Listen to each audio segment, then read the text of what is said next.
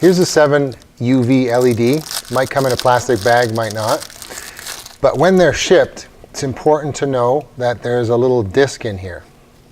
And that disc is to prevent the battery from getting used.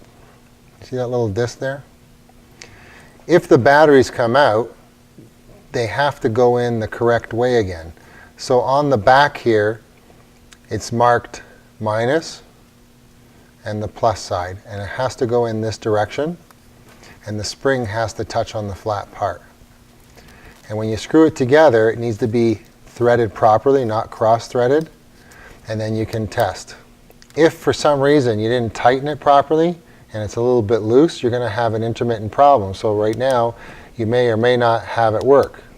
So you want to make sure that it's tight, and then you've got it to work.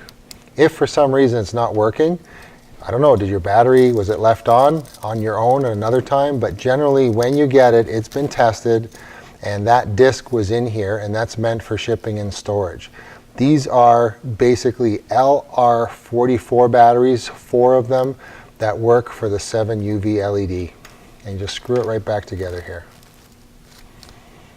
Okay, and leave that all tight there. This has to be tight as well.